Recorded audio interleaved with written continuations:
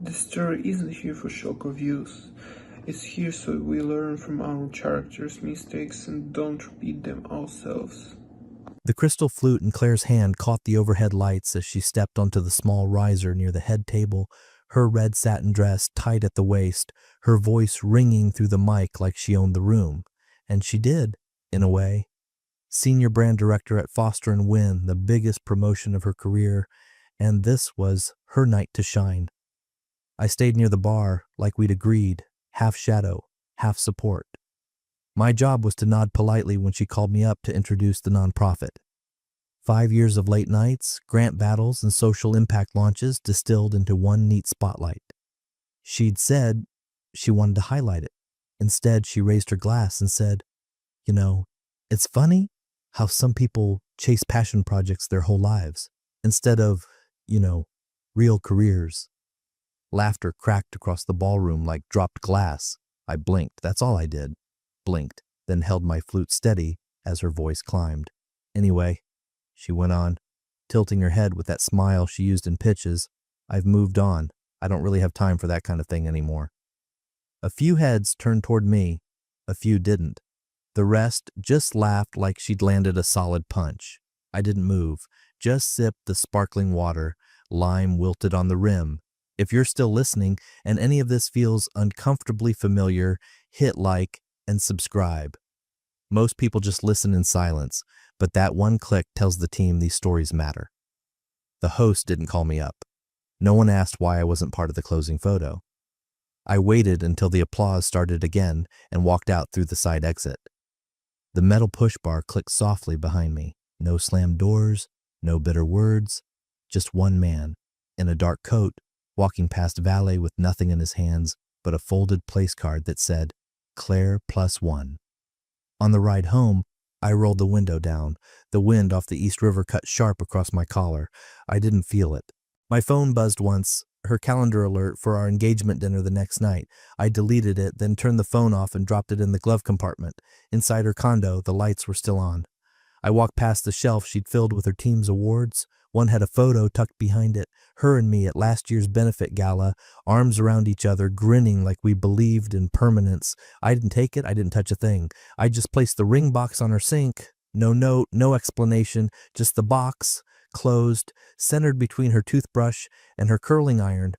Then I took the elevator back down, left the keys on the lobby desk, and stepped out into a street I no longer shared with her. The cold bit harder then, but I welcomed it. It made me feel real. She wouldn't understand what that moment cost. Not yet, but she would. This wasn't the end. It was the ignition. At 5:12 a.m., I pulled onto the I-87 with 2 duffel bags, a prepaid phone, and a leather folder strapped beside me in the passenger seat. The sky behind me was still ink black, but the city was already murmuring to life, taxis humming, bakery lights flickering on in Harlem, a delivery truck tilting over a pothole. I didn't look back. I didn't need to. The night before, I'd moved quietly. I disabled location sharing, wiped all my devices, logged into our shared bank account, and moved my salary, my half, into a personal trust I'd set up months prior. She'd laughed when I told her I wanted a backup plan. "You act like we're co-founders instead of soulmates." That word, soulmates. It hung in the air now like cheap perfume, cloying, meaningless, and meant for someone else to smell. In the condo, the lights were still dim. I hadn't turned them on, just moved room by room like a shadow. My watch beeped once when I pressed send on the offboarding request to the incubator. I'd been a silent advisor, listed on Claire's pitch deck, but never introduced on stage. That anonymity worked to my favor now. One quick signature, one automatic transfer. The deck was now out of date. The envelope on the kitchen island held 4 documents: non-disclosure amendments, an asset severance letter, and a clause she'd skipped reading last fall when I asked her to sign the trust paperwork. She'd laughed, glass of wine in hand, and said, "Sure, whatever you need, Mr. Legalese." I had needed it, I just hadn't told her why. I taped the keys to the fridge, no note. The silver ring box had already been left upstairs, centered on the porcelain like a punctuation mark. She'd find it when she went to rinse her mouth, still groggy, maybe hungover from the after-party champagne. For a moment I pictured her blinking at it, confused, like the punchline hadn't landed. It wasn't a punchline. It was the full stop. At a rest area 2 hours north, I parked beneath a floodlight and called Levi. He picked up before the second ring. I didn't introduce myself, just said, "Execute." He paused a beat. "Understood," he replied, then hung up. Levi was my old classmate, brilliant, sharp-jawed, suspicious of everything. And we'd started drawing up papers when Claire was still calling me her big-hearted dreamer. I wasn't dreaming anymore. I was closing doors. My hands didn't shake. I didn't cry. I ate a granola bar and watched a salt truck rumble by, spreading its warning glitter across the blacktop. Then I opened the folder beside me. Inside were 4 names, 3 wire confirmations, 2 burner IDs, and 1 new lease, upstate under an LLC, paid in advance. This wasn't running away. This was deleting the old version of me and uploading something quieter, smarter, untouchable. She'd go looking. Of course she would. She'd knock on doors, call my friends, maybe post something vague and emotional once the silence stretched too long. But no one would answer, because I wasn't hiding. I was already gone. Claire posted the photo 3 days after I left. It was a filtered group shot from the gala. Her, center frame, glass raised mid-toast. Her caption read, "When you're honest, some people laugh, some leave. Cheers to boldness in 2026. There was a wink emoji, the kind she used when she thought she was being clever, when she still believed the silence was my way of sulking. At first, the comments played along. Fire emojis, heart reacts, queen energy. You carried the night. But then someone asked, "Wait, wasn't your fiancé there?" A thread opened. I wasn't tagged. Someone linked an old post, an award photo from our foundation's early years. Another person replied, "Didn't he co-run that nonprofit?" Then someone else posted the clip, a phone recording of her toast. Her voice, crystal clear. "I don't have time for that anymore." It didn't go viral. It didn't have to. It just lingered. A few people laughed less. Some untagged themselves. A quiet pullback from her world, subtle but definite. By the end of that week, she'd scrubbed every post with my face in it, deleted the engagement announcement, the holiday photos, even the shot from our Napa trip, where she'd once commented, "Built this life together hand in hand." Now it was like I'd never existed, a digital erasure, but not fast enough. The organizers of the Civic Capital Summit reached out that Friday. We were both scheduled to co-lead a panel on sustainable philanthropy. Claire emailed the itinerary with a smiley face. I didn't reply. I just didn't show up. She had to cover the segment alone. A full auditorium, 1 empty seat beside her, no explanation. Someone took a photo. It hit Twitter an hour later. "Spot the missing founder." People started speculating in the comments. No one from my camp corrected them. By Monday, she was texting again. "Can we talk? Are you okay? Please stop making this about revenge. It was a joke. You know me." Then came the voicemail. "I've had enough of this passive-aggressive crap. Grow up." And 20 minutes later, an officer at my old apartment, knocking gently on the door, holding a clipboard and a wellness report request. The neighbor across the hall called Claire directly. Told her I hadn't lived there in weeks. Said I'd forwarded nothing, left no box, no trace. The echo started then. In her office, no one brought up the panel. Her assistant avoided eye contact. HR didn't loop her into a PR roundtable she usually hosted. She tried to shake it off. Big smiles, louder heels, curated coffees with upper management, but people moved around her like fog, uncertain what they'd inhaled. The thing about echoes is they don't start loud. They start faint, a note you almost don't notice bouncing off cold walls. But then you turn to speak and realize the only voice you hear is your own, ricocheting into emptiness. That's what her office became, a room full of voices that stopped answering hers. The email arrived on a Thursday morning, marked urgent legal notice, and CC'd to Claire's manager, HR lead, and the firm's in-house counsel. At first glance, she thought it was a mistake, some overreach from a junior associate in legal. But when she opened it and saw the letterhead, Crandall and Wolf, my attorneys of record, her stomach dropped. The subject line read, "Cease and desist, unauthorized use of foundation name and branding." The body was worse, clear, surgical, emotionless. Ms. Delaney, pursuant to Clause 11C of the Trust and Use Agreement co-signed on June 14, 2023, Your continued public association with the Northbridge Foundation constitutes a breach of contract and misrepresentation to media entities. Effective immediately, you are required to retract your recent statements regarding the foundation, cease use of the organization's name, and discontinue any reference to your affiliation with its mission, strategy, or formation. It continued with citations, screenshots, timestamps, even a short video clip from her last panel where she said, "My fiancé and I built a social impact nonprofit, though these days it's mostly me running the show." That one line alone cost her everything.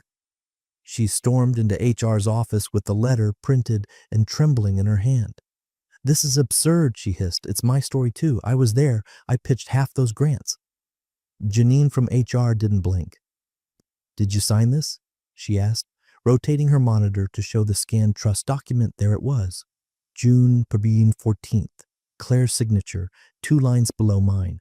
I remembered the day. She'd signed it between sips of sangria, one strappy heel kicked off under the patio table. I'd flagged Clause 11C, even read it aloud. If one party publicly engages in defamatory or demeaning conduct related to the mission, team, or operations of the foundation, I'd read, they forfeit present and future rights to use or reference the entity. Claire had smiled, like I'd ever do that. She had, with a mic in hand, surrounded by her colleagues, with me standing 20 feet away. Now she was learning what defamatory meant when backed by notarized signatures and a very expensive legal team. She tried calling my old office. The line went to voicemail. She emailed a generic address listed on the foundation's new website, registered to a Vermont PBC under a parent holding company I quietly formed 9 months prior. There was no trace of her name on any board, initiative, or public report. Then the press release dropped. Northbridge Foundation rebrands as Pathwell Impact. New vision, new leadership, new coast. No mention of her. Not a single archive photo or quote survived the migration. Claire called Levi directly. He didn't answer. She texted him, "You've known me for years. Tell him this is petty." He blocked her. By noon, her firm's PR team had scheduled an emergency call.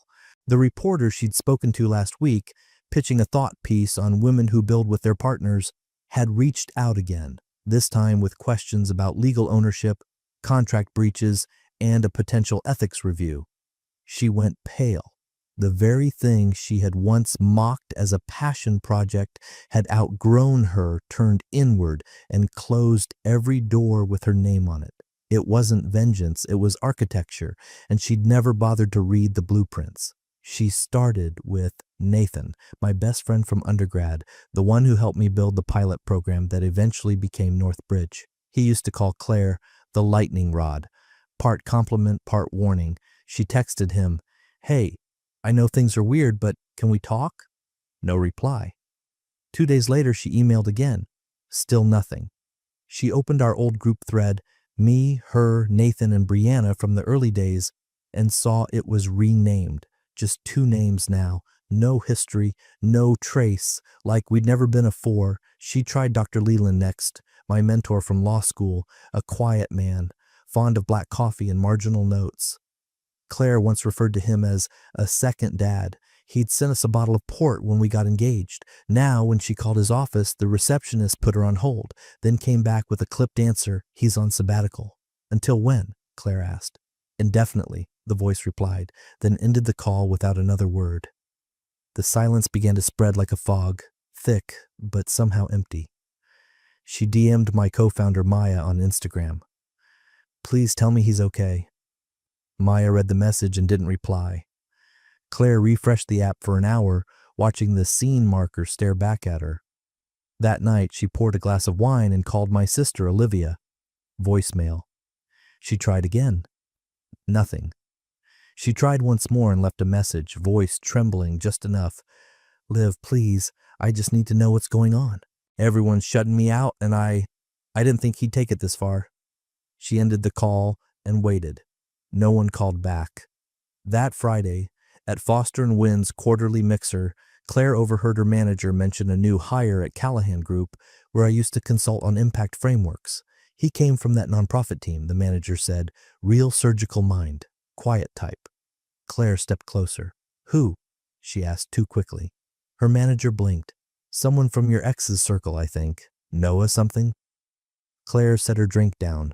She hadn't even known Noah left the foundation. He was supposed to be her bridge to that world. Now he was gone too. Not a word, not a signal. Then came the final cut, the board dinner. Once a quarter, top partners and senior advisors gathered at a private dining room uptown. Claire was always on the list. She'd already picked out a dress, something classic, with a high neckline and just enough shimmer to catch candlelight. The invite never came. She called Leah in operations. I must have missed the RSVP link? Leah hesitated, then said flatly, it was a smaller group this time. Smaller, but big enough to include people Claire had mentored, people she'd hired, people now pretending not to see her walking past their cubicles. It wasn't a ghosting. It was a coordinated, silent extraction. Not emotional, not messy, surgical. And she was the one left open on the table. The screen was mounted on the co-working space's exposed brick wall, just above the espresso counter. Claire was stirring cinnamon into her oat milk latte when she caught the closed captions out of the corner of her eye. Forbes next, building after burnout, reinvention, resilience, and quiet power. At first, she glanced lazily, just another overproduced segment in a sea of recycled startup wisdom. But then the camera cut to the interviewee. He was seated in a high-back leather chair, hands resting easily in his lap, posture relaxed but grounded, a charcoal suit, no tie, clean-shaven. Calm. His voice, low, deliberate, came through just enough for her to hear the cadence, the phrasing, the way he paused before landing a point. Her cup hovered mid-air. The name on the screen read, Miles Harlan, founder, Pathwell Impact. Not his real name, but the voice was his. So were the hands. So was the glance to the side when the interviewer asked about setbacks. Claire stepped closer to the screen, narrowing her eyes. Someone behind her said, "Excuse me," but she didn't move. She watched as the camera zoomed out. The banner at the bottom changed, from breakdown to breakthrough, how Pathwell is reshaping post-crisis philanthropy. A clip rolled. Miles, speaking on a panel. A room of executives clapping. Another shot of him at a retreat center shaking hands with someone from the governor's office. Claire blinked, played it back, this time with sound. When you strip everything down, titles, funding, history, you're left with the question, do I rebuild the same house or design something no one can burn again? He smiled faintly. Not smug, not bitter, just finished. Claire's throat tightened. The barista behind her tapped a knuckle on the counter. Ma'am, your drink? She grabbed it without looking, her hand suddenly damp against the cup. She backed away from the screen slowly, like someone exiting a dream they didn't realize they were still in. Later that night, she searched every database she had access to. Legal, financial, nonprofit, public records.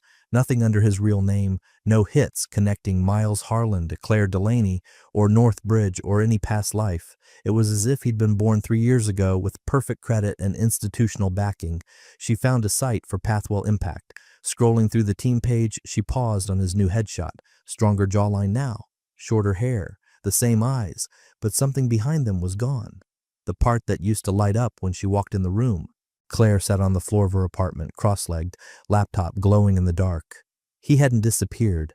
He'd stood again, and when he did, he'd made sure she wasn't part of the architecture. The ballroom at the Seaside Grand was soft-lit and too warm, a blend of cologne, chatter, and the dry fizz of expensive wine being poured too often. Claire stood near the back, one hand clutched loosely around a flute of something she hadn't tasted in 15 minutes. The name badge on her blazer still read, Foster and Wynn Strategy Advisor. Though no one had asked her about it, she spotted him near the tall windows facing the Pacific, framed by twilight. 3 investors circled him in casual formation, listening. He nodded as one of them spoke, eyes steady, one hand in his pocket, the other holding a short glass that barely moved. It had taken her 4 days and 2 favors to even get a pass to the summit. She wasn't invited. She wasn't on any panels. But she had scanned the schedule, seen the name, Miles Harlan, and booked a flight before she could overthink it. She kept telling herself it wasn't about groveling. She just wanted to be sure, to stand in the same space and know it was really him. He turned. Their eyes met. No surprise, no sharp intake of breath, just a quiet acknowledgement, like he was watching someone pass on a subway he couldn't quite place. His face didn't harden, but it didn't soften either. She took a step forward, parting the noise between them. Her heels clicked once on the tile, enough to make the nearest investor glance toward her.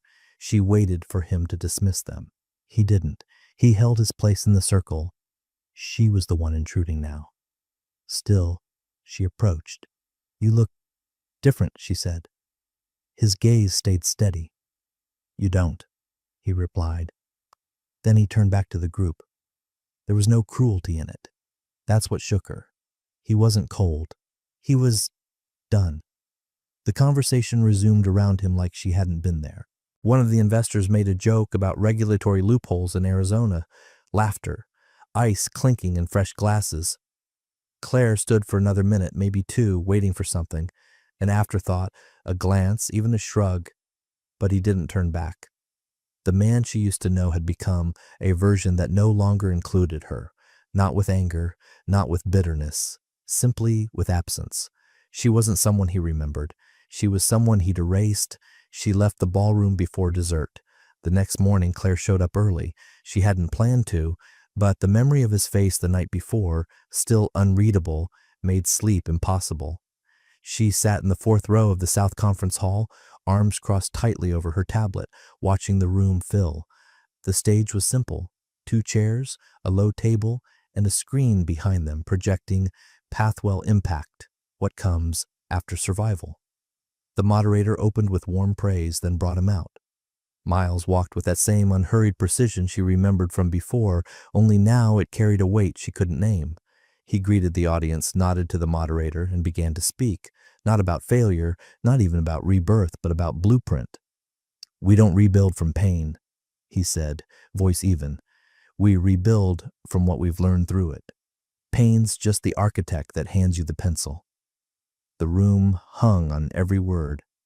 Claire's fingers twitched, nails digging half moons into her sleeve. She scanned the crowd, executives, journalists, old faces from the nonprofit circuit, and knew some of them had been in the rooms she used to command. Now they looked past her. She was part of the audience again. During the panel, he took 3 questions.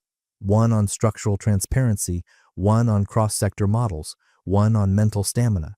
His answers were clear, lean, unfussy, no flourishes, no sell, just clarity.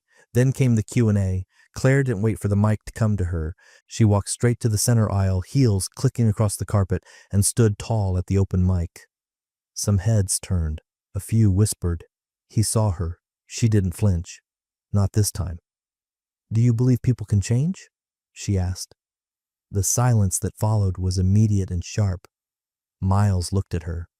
Really looked, then slowly let his gaze drift across the rest of the room.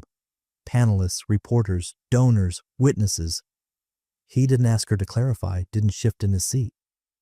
Just paused, then said, "I believe people reveal themselves in rooms like this." Another pause. Not for effect, for truth. He set the mic down, nodded once to the moderator, and stepped off stage.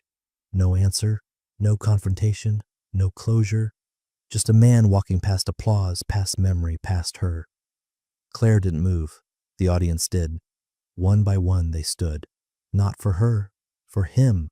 Some scribbled notes. Some whispered his name. No one looked in her direction. And just like that, the room showed her exactly what she'd become. Background. It started with a 5-second clip. Someone from the front row had filmed it, her voice asking the question, the slow, quiet pause, and then my line. "I believe people reveal themselves in rooms like this," followed by the silence. The shift in the room, my walk-off. Within hours, it hit Twitter, then LinkedIn, then YouTube. Mic drop moment at Pathwell Summit. Keynote speaker leaves ex-fiancée speechless during Q&A. Who needs revenge when you have presence? The art of saying nothing and being heard anyway. Claire didn't even see it first. Someone on her team forwarded the clip with the laughing emoji and the words, "Wait, is this you?"